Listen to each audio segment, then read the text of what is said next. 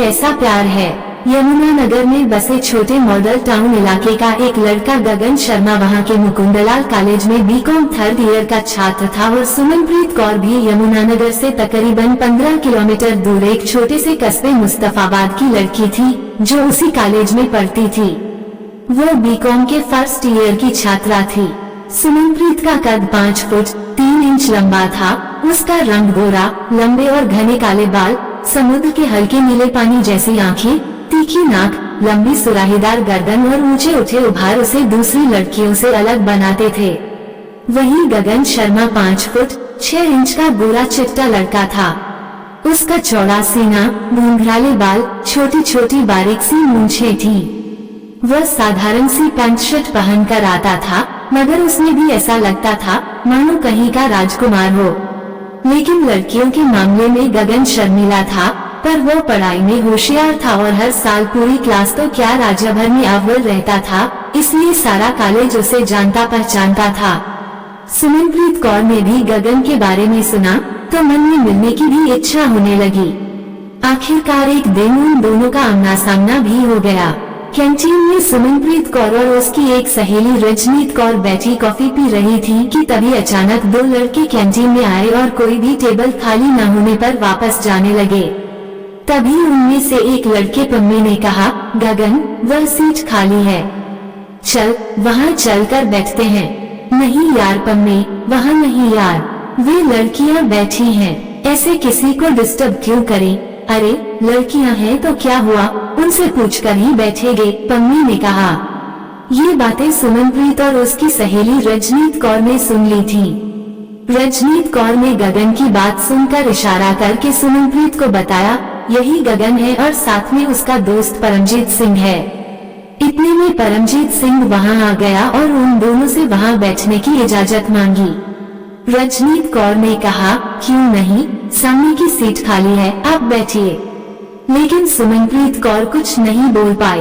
वो तो बस गगन को एकटक देखे जा रही थी। गगन और पम्मा दोनों धन्यवाद कहकर बैठ गए। रजनीत कौर ने उन्हें सुमनप्रीत कौर से मिलवाया। ये है मेरी सहेली सुमनप्रीत कौर और सुमन, ये है गगन शर्मा और परमजीत सिंह। लेकिन सुमनप्रीत को तो जैसे होश ही नहीं था। वो तो बुत बनी केवल गगन को देखे जा रही थी। रजनीत कौर ने सुमनप्रीत को कुहनी मारी। तब सुमन को एहसास हुआ कि उसे कुछ कहा है किसी ने। सब ने आपस में हाय हेलो किया। इतने में वेटर आया और उन दोनों का ऑर्डर दे गया। सब चुपचाप अपनी कॉफी पी रहे थे, लेकिन सुमन की नजरें गगन से हटी नहीं रही थी। इतने में क्लास का समय हो गया। वे सब अपनी अपनी क्लास में चले गए। रजनीत कौर ने सुमनप्रीत से कहा, सुमन क्या हुआ, तुम किस दुनिया में खोई हुई थी। पता नहीं यार, मुझे क्या हो गया है, कहीं दिल ही नहीं लग रहा है, ऐसा लगता है कि गगन के सामने बैठी रहूं। सुमनप्रीत ने कहा, कहीं तुझे प्यार तो नहीं हो गया ना। पर ये लड़का तो किसी लड़की को पलटकर देखता ही नहीं है, बस अपनी किताबों में ही मस्त रहता है। सुमनप्रीत को खुद ही नहीं समझ आ रहा था कि उसे क्या हुआ है। हर पल उसके दिमाग पर गगन ही छाया हुआ है, लेकिन गगन कभी किसी लड़की की तरफ न तो देखता था न ही बात करता था। सुमनप्रीत ने गगन से बात करने के लिए परमजीत से दोस्ती कर ली, क्योंकि गगन और परमजीत हर समय साथ रहते थे। दोनों की पक्की यारी थी। परमजीत के बहाने सुमनप्रीत की कभी कभार गगन से भी बात हो जाती थी। सुमनप्रीत ने गगन की नजदीकियां पाने का एक नया रास्ता निकाला और अकाउंट्स न समझ आने का बहाना बनाया और गगन को ये सब्जेक्ट समझने की रिक्वेस्ट की, तो परमजीत के जोर देने पर गगन मान गया। अब तो रोज कॉलेज के बाद थोड़ी देर वहीं रुककर सुमनप्रीत गगन से अकाउंट्स सीखती थी। उधर परमजीत भी सुमनप्रीत को चाहने लगा था, पर सुमनप्रीत के दिल में तो गगन बैठा था। साल खत्म होने को आया, मगर सुमनप्रीत गगन से अपने प्यार का इजहार न कर सकी। वो 2 बातों से डरती थी कि गगन ब्राह्मण है और वह सिख है। घर वाले किसी कीमत पर नहीं मानेंगे। दूसरा ये कि गगन भी उसे चाहता है या नहीं। गगन बीकॉम पास करके चला गया। उसकी कार के एक शोरूम में अच्छी नौकरी लग गई, लेकिन परमजीत फेल हो गया। लेकिन गगन लंच टाइम में फ्री होता था, तो कॉलेज पहुंच जाता था और पम्मा और सुमनप्रीत को थोड़ी देर अकाउंट समझ जाता था। एक बार गगन को कंपनी की तरफ से ट्रेनिंग के लिए 4-5 दिन के लिए गुरुग्राम जाना था। ये सुनकर सुमनप्रीत सुनकर उदास हो गई कि इतने दिन गगन को नहीं देख पाएगी। मगर जब गगन ट्रेनिंग पर चला गया तो वहाँ उसका मन नहीं लगा। उसे हर पल सुमनप्रीत ही आंखों के सामने नजर आती थी। वो सम प्रश्नवाचक चिन्ह नहीं पा रहा था कि उसे क्या हो रहा है। गगन ने फोन पर परमजीत से भी कहा, यार पम्मे, सुमनप्रीत ठीक तो है ना? पता नहीं क्यों मुझे हर पल उसका ही ख्याल आ रहा है। ऐसा लगता है जैसे वह मेरे पास है और कोई उसे मुझसे छीन कर दूर ले जा रहा है। पता नहीं ऐसा क्यों हो रहा है मेरे साथ। परमजीत ने महसूस किया कि गगन को सुमनप्रीत से प्यार हो रहा है। हालांकि वो खुद भी सुमनप्रीत से प्यार करता था, लेकिन अपने दोस्त के लिए वह अपना प्यार भूल गया, कुर्बान कर दिया अपना प्यार अपने जिगरी दोस्त पर। ओह गगन, तुझे प्यार हो गया है। अब ट्रेनिंग से आते ही जल्दी से अपने प्यार का इजहार भी कर देना। कहीं ऐसा न हो कि कोई दुल्हनिया ले जाए और तू बारात में नाचता ही रह जाए। ऐसा कहकर परमजीत जोर जोर से हंसने लगा। लेकिन गगन सोच रहा था कि क्या सचमुच जो प्यार नाम की चिड़िया को पहचानता भी नहीं था, उसे प्यार हो गया है। खैर, ट्रेनिंग से वापस आकर गगन ने परमजीत से बात की तो उसने समझाया, बुद्धू, जो तुझे सुमन की दूरी बर्दाश्त नहीं हुई, हर पल उसकी याद सताती रही, यही तो प्यार है। और अब देर मत कर, कल ही प्रपोज कर दे सुमनप्रीत को। उसका जन्मदिन भी है कल। अगले दिन गगन ने होटल मधु में एक छोटी सी सरप्राइज पार्टी रखी।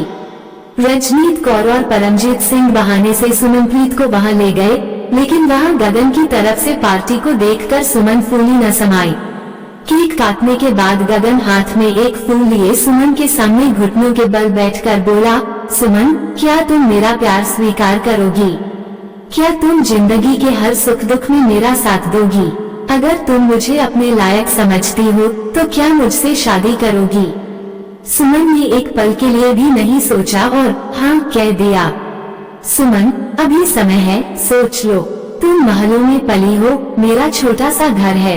नौकरी भी कोई बहुत बड़ी नहीं है, बस ठीक ठाक गुजर ही होती है।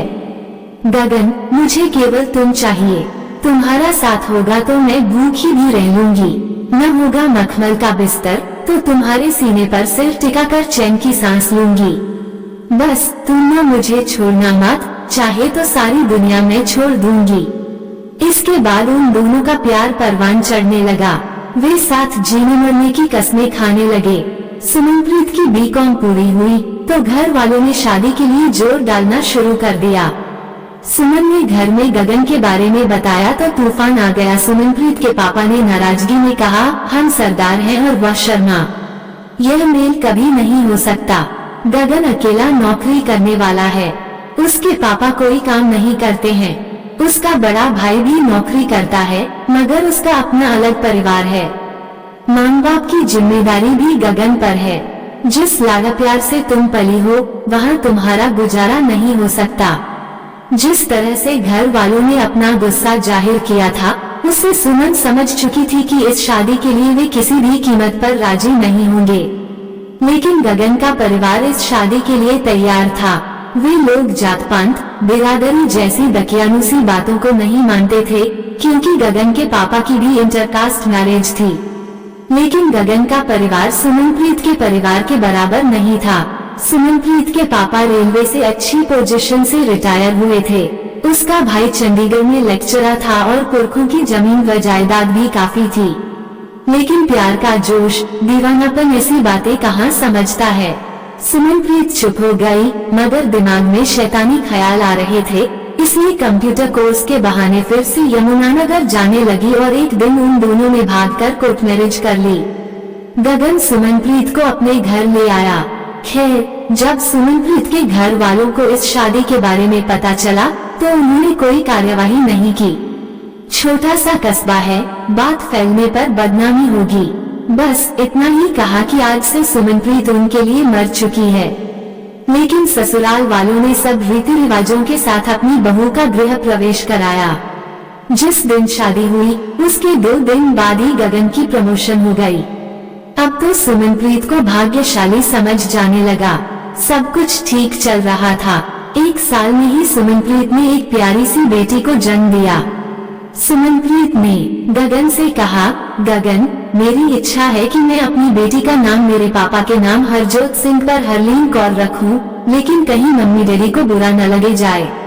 नहीं सुमन, मम्मी डैडी बुरा नहीं मानेंगे, हम इसका नाम हरलीन कौर ही रखेंगे, गगन ने कहा। बच्ची का नाम हरलीन कौर रखा गया। एक दिन गगन और सुमनप्रीत उस बच्ची को लेकर मायके गए और बच्ची को उसके नाना की गोद में रख दिया। बच्ची को देखकर सुमनप्रीत की मम्मी पापा के मन में भी प्यार उमड़ा और उन्होंने सुमनप्रीत की गलती को भुलाकर उसे गले से लगाया। दोनों परिवार मिल गए। सुमनप्रीत की जिंदगी में अब और भी खुशियां बढ़ गई थी। मायके का प्यार जो फिर से मिल गया था। इधर बच्ची के आने से खर्च बढ़ने लगा। अभी तो गगन को प्रमोशन पर प्रमोशन मिल रहा था। सुमनप्रीत ने आगे पढ़ने की इच्छा जताई। गगन ने उसे पत्राचार से एमकॉम कराए और उसके बाद कंप्यूटर का एक कोर्स भी कराया।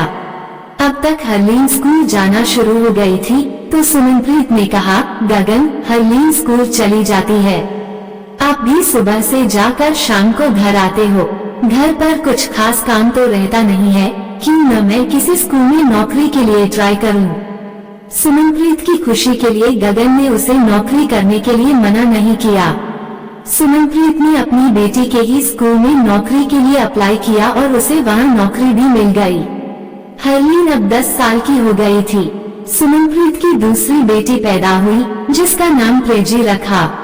अब 2 बच्चों का खर्च और माँ बाप की उम्र के हिसाब से बीमारी का बढ़ता खर्च, धीरे धीरे घर में तनाव भरा माहौल रहने लगा। सुमनप्रीत ने अब महाराजा अग्रसेन कॉलेज में अपना बायोडेटा भेज दिया और वहां से नौकरी का बुलावा आ गया। गगन और सुमनप्रीत की आमदनी से बस गुजारा ही होता था। सुमनप्रीत को अपनी इच्छाओं को मारना पड़ता था, लेकिन कब तक। कॉलेज में सुमनप्रीत की दोस्ती अपने से 6 साल छोटे आयुष के साथ हो गई, जो एक ऊंचे और अमीर खानदान से था, जो वहां शौकिया नौकरी करता था।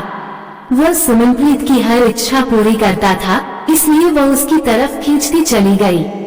जहां एक तरफ गगन और ज्यादा कमाने और सुमनप्रीत की इच्छाओं को पूरा करने के लिए दिन रात जद्दोजहद करता था, वहीं दूसरी तरफ सुमनप्रीत आयुष के रंग में रही। इश्क और मुश्क छिपाए नहीं छिपते, सुमनप्रीत का भी पर्दाफाश हुआ। गगन को एक दिन खबर मिली कि इस समय सुमन और आयुष किसी मीटिंग या कॉलेज में नहीं है, बल्कि होटल में रंगलियां मना रहे हैं। गगन भड़का हुआ होटल गया और दोनों को रंगे हाथ पकड़ लिया और सुमन को घर ले आया। इस समय हरलीन 14 साल की और प्रेजी 4 साल की थी। गगन ने सुमनप्रीत को बहुत समझाया, लेकिन वो खुले शब्दों में विरोध करते हुए बोली, गगन, जब तुम मेरी इच्छाएं पूरी नहीं कर सकते तो मुझे तलाक दे दो। मैं आयुष के साथ नया सफर शुरू करना चाहती हूँ। वो मुझे हर तरह से खुश रखेगा। सुमन, प्लीज ऐसा मत करो। बच्चियों के बारे में भी सोचो। तुमने अब तक जो भी किया मैं सब भुला दूंगा। तुम्हारी हर गलती माफ कर दूंगा। तुम अपने बच्चों के साथ मेरा परिवार बनकर एक अच्छी बीवी, अच्छी माँ और अच्छी बहू की तरह रहो। बहुत बन चुकी मैं अच्छी बीवी, बहू और माँ, पर मुझे अपनी जिंदगी भी जीनी है। कब तक मैं दूसरों के लिए जीऊं? मैं तुम्हें हर खुशी दूंगा, तुम्हारी हर इच्छा पूरी करूंगा। मैं दिन रात मेहनत करूंगा। मैं तुम्हारे बिना नहीं रह सकता। मैं बहुत प्यार करता हूँ तुमसे, गगन ने कहा। मिस्टर गगन, प्यार से पेट नहीं भरता, प्यार से तन नहीं सजता, प्यार चांद तारों की भी ख्वाहिश करता है।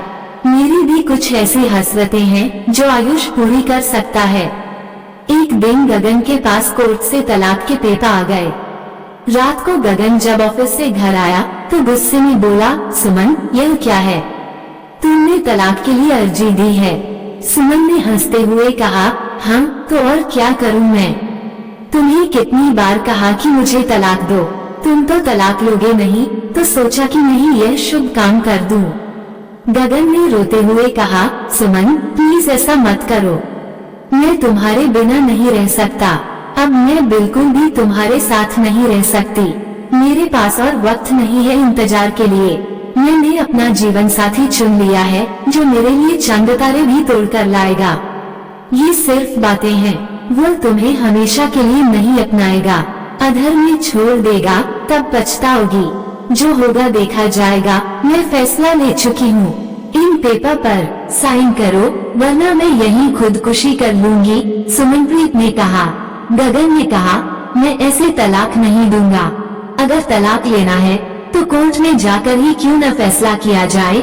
दोनों ने कोर्ट में बच्चों की कस्टडी के लिए एप्लीकेशन दे दी। केस अभी भी चल रहा है, लेकिन गगन अभी भी सुमनप्रीत को मना रहा है कि वो आयुष को भूल जाए और उसकी जिंदगी में वापस आ जाए। पर यह कैसा प्यार है जो अपनी इच्छाओं को पूरा करने की चाहत में सब कुछ भूल चला है। आपको ये कहानी कैसी लगी हमें कमेंट कर जरूर बताएं।